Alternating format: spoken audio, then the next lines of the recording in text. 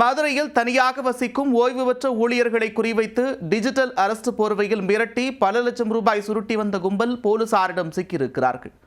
WhatsApp video காலில் அதிகாரிகள் போல தோன்றி அச்சுறுத்தி பணம் பறித்து வந்த கும்பலின் பின்னணி என்ன?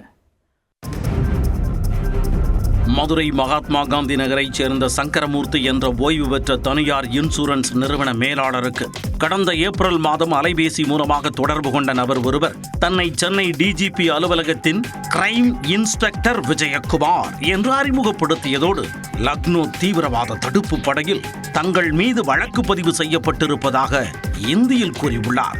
அதன் அதிர்ச்சி அடங்குவதற்குள் சிறிது நேரம் கழித்து வாட்ஸ்அப் வீடியோ காலில் சீருடையில் தோன்றிய வேறு ஒருவர் தன்னை லக்னோ தீவிரவாத தடுப்பு படை அதிகாரி என கூறி பேசியுள்ளார். தொடர்ந்து சங்கரமூர்த்தியின் வாட்ஸ்அப்பிற்கு போலி பிடிவார நகல்களை அனுப்பி உங்களது டெபிட் கார்டு மூலம் 2.5 கோடி ரூபாய் மோசடி நடந்திருப்பதாகவும் டெல்லி செங்கோட்டை குண்டுவெடிப்பு வழக்கில் கைதான பெண் தீவிரவாதி டாக்டரிடம் பறிமுதல் செய்யப்பட்ட ஆவணங்களில் உங்களது பெயர் இருக்கிறது என கூறி அச்சுறுத்தியுள்ளனர்.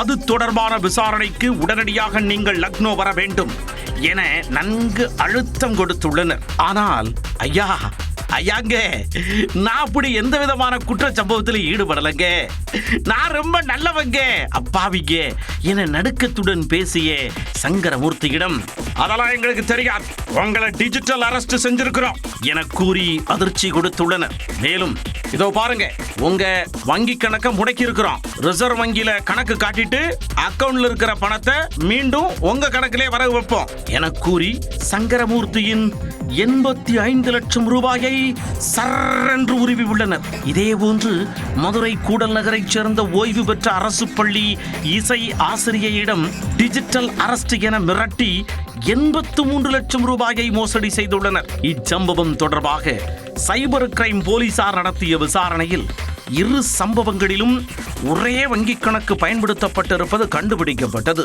பணம் கைமாறிய அந்த வங்கிக் கணக்கு விவரங்களை வைத்து விசாரிக்க சம்பவத்தில் ஈடுபட்டவர்கள் உள்ளூர் குருவிகளான வேலூர் மாவட்டம் வசந்தபுரத்தைச் சேர்ந்த அப்துல் ஃபசூல், ரகுமான், ஜாவீத், சகாபுதீன் ஆகிய 3 என தெரிய வந்தது.